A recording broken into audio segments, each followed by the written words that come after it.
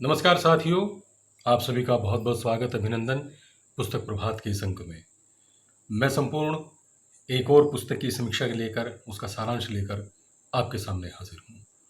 मित्रों, इस अंक में हमने बहुत से सुधी पाठकों को उनके विचार, उनकी प्रतिक्रियाएं भी देखी हैं, सुनी हैं और अनेकानेक जितने भी हमारे दल के सदस्य हैं, जितने भी हमारे इस पैनल के सुधी साहित्यकार हैं और बहुत अच्छे अच्छे वक्ता हैं, वो अपना अपना जो अंश लेकर के इसमें आए हैं, उनको भी सुना, देखा, बहुत अच्छा लगता है। कम से कम एक पुस्तक की तरफ हमारी एक रुचि बनती है, एक संस्कार ऐसा बनता है कि हम पुस्तकों की ओर लौटें, वापस जाएं।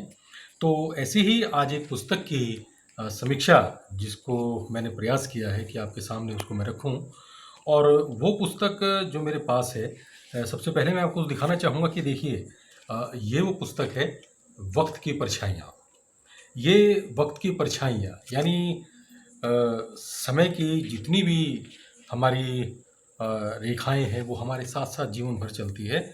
बहुत पहले हम एक फिल्म का गीत सुनते थे, ये आदमी जो कहता है, आदमी जो सुनता है, जिंदगी भर वो सदाएं पीछा करती हैं। यानी वक्त बेशक टल जाता है, ढल जाता है, लेकिन उसमें भी एक रवानगी होती है। बीता हुआ वक्त हमारे साथ साथ चलता है, उसकी यादें साथ साथ चलती हैं और ऐसी ही यादों की जो परछाइयाँ हैं, वो हमारे साथ हमेशा रहती है। मगर मगर ये कहूँ कि मरते दम तक रहती है तो कोई अतिशयोक्ति नहीं है। तो वक्त की परछाइयाँ जो टाइटल है, ये हैं इसके लेखक डॉक्टर अमरनाथ अमर।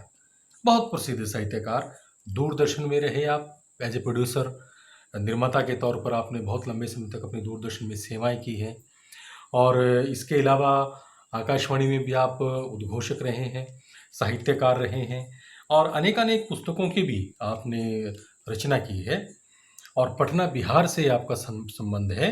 और इसके अलावा पूर्व उप संपादक रहे हैं आप साहित्यिक पत्रिका कोशा के, उद्घोषक जैसे मैंने आपको बताया आकाशवाणी नजीमाबाद में रहे हैं आप, पटना में, और पूर्व कार्यक्रम निदेशक, प्रोग्राम डायरेक्टर आप रहे हैं दूरदर्शन केंद्र नई दिल्ली में। तो इनकी बहुत सी पुस्तकें भी आई है, जिसमें टेलीविज़न, साहित्य और सामाजिक चेतना, इलेक्ट्रॉनिक मीडिया, बदलता आयाम, दूरदर्शन एवं मीडिया, वक्त की परछाइयाँ जो आज मेरे हाथ में हैं। तो उनकी अनुमति से, उनके सादर स्नेह के साथ मैं आज इस पुस्तक के बारे में कुछ आपको बताना चाह रहा हूँ। जैसा कि इसके नाम से ही है कि वक्त की परछाइयाँ, ये वो परछाइयाँ हैं जो जीवन भर हमारे साथ साथ चलती हैं और इसमें लेखक ने बहुत कुछ जो अपना जीवन जिया है, जिस प्रकार का उनका सेवा काल रहा, जिस प्रकार की उनकी एक जीवन धारा रही है, उसको उन्होंने इसमें समेटा है। और कुछ जगह तो बहुत ही ज़्यादा काव्यात्मक रूप से इसकी विवेचना उन्होंने की है। कुछ छंद में आपके सामने, कुछ पंक्ति आपके सामने रखना चाह रहा हूँ, बहुत ही मधुर है जो। वो कहते हैं, ये रात है या किसी सुखद कल्पना का कोई आकर्षक पड़ाव, ये चांदनी है या मेरे समस्त ख्वाबों का रस्म संगीत में निचोड़, ये वक्त का सिकुड़ता हुआ कोई क्षण है या किसी मधुर याद का कोई परिष्कृत भाव, ये रात अपरिचित रात अब अपनी है, अपनी ही तो है। बहुत सुंदर लिखा है इन्होंने। उसके बाद कहते हैं, ए हवाओ, आज मुझे भी ले चलो अपने साथ साथ दूर दूर तक। इस जगह मेरा जीवन सुगंधित शव की तरह महक उठा है, इस खुशबू से मेरा दम घुट रहा है।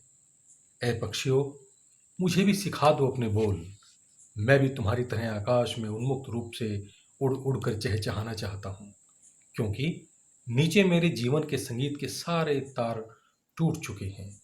मेरी उंगलियों को जैसे लकवा मार गया है। मैं भी तुम्हारी तरह डालना चाहता हूँ किसी पेड़ पर एक छोटा सा बसेरा।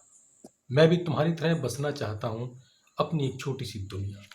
मैं भी तुम्हारी तरह बसाना चाहता हूँ अपनी एक छोटी सी दुनिया। ए नदियों, आज बहा ले चलो मुझे भी अपने साथ। मैं भी सागर की गहराई में डुबकी लगाने के लिए तुम्हारी तरह बेताब हूँ। मैं किसी गड्ढे के पानी की तरह गंदा हो गया हूँ। डर है सड़ न जाऊं, ले चलो नदियों, नया जीवन दे दो मुझे। ऐ उतुंग पर्वतों, घटनाओं का आलिंगन करने वाली तुम्हारी चोटी से आज मैं भी मांगता हूँ थोड़ा सा प्यार। दे दो मुझे भी अपनी दृढ़ता और प्यार, ताकि मैं भी सीख जाऊं आलिंगन का अर्थ। ऐ फूलों के चहेते भंवरों, मेरे होठों पर भी भर दो चाहत के कुछ बोल, ताकि मैं भी तुम्हारी तरह गुनगुनाता रहूं। ऐ बाग के बहुरंगी फूलों, मेरे कलुष जीवन पर भी चढ़ा दो थोड़ा सा अपना चंपई रंग। घुटे घुटे से मेरे घरौंदे में भर दो थोड़ी देर के लिए अपनी खुशबू, अपनी मस्ती और अपनी मुस्कान। जीवन के इस चौराहे पर एक बंधन चाहता हूँ, सावन रिमझिम के बीच भादों की हरियाली चाहता हूँ, और फागुन की बहार चाहता हूँ। जीती हुई गतिशील प्रवृत्तियों के बीच जीवन की सार्थकता चाहता हूँ। कितना सुंदर लिखा है लेखक ने। तो कहने का अर्थ ये है कि ये वक्त की परछाइयाँ हैं जो हमेशा हमारे साथ रहती हैं, और इसी साथ में कहीं न कहीं हमें जीवन का अर्थ मालूम होता है उस पड़ाव पर पहुंचकर, जब शायद हमारी सारी आकांक्षाएं, सारी इच्छाएं हमारी विश्राम लेने को होती है। हम जीवन से सब कुछ वो कर चुके होते हैं जो हमें चाहिए होता, पा चुके होते हैं। तो इस प्रकार की पुस्तकें जब अपने अनुभव के साथ लिखी जाती हैं, जब अपने अनुभव के द्वारा लिखी जाती हैं, तो निश्चित रूप से उनका अर्थ बहुत विशाल हो जाता है, बहुत विस्तृत हो जाता है। इसी प्रकार से अनेकानेक इस पुस्तक में संस्मरण, अनेकानेक उनकी यात्राओं का जिक्र है जो उन्होंने किए हैं।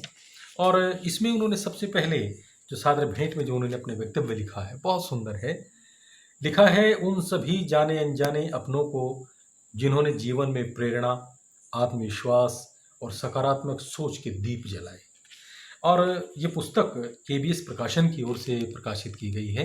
बहुत सुंदर पुस्तक है। मैं कहता हूँ कि इस पुस्तक को एक बार हमें ज़रूर देखना चाहिए, इसे पढ़ना चाहिए। और काफ़ी सुंदर इसके अंदर संस्मरण वक्तव्य है। 371 पेज की पुस्तक, जो कि जैसे मैंने बार बार मैं आपको दिखा रहा हूँ कि ये पुस्तक बहुत ही अपने आप में एक बड़ा विशाल संस्मरण का संग्रह समेटे हुए है। और इस संस्मरण में हम कहते हैं कि एक सार्थकता है, जीवन के प्रति एक दृष्टिकोण जो हम सबका होता है वो है। तो इसको देखिए, पढ़िए। और एक अनुरोध मेरा भिवानी परिवार मैत्री संघ के उन सभी सुधी पाठकों से जो इतनी आत्मीयता से, इतनी कहिए कि बहुत ही मन से, बहुत ही आत्मीयता के साथ, बहुत ही आत्मविश्वास के साथ पुस्तकों की तरफ दोबारा से रुझान जो करा दिया है हमारा इस पुस्तक प्रभात ने, तो इस पूरी टीम को, इस पूरे जितने भी हमारे कार्यकर्ता इसमें लगे हुए हैं उनको अनेकानेक धन्यवाद, साधुवाद।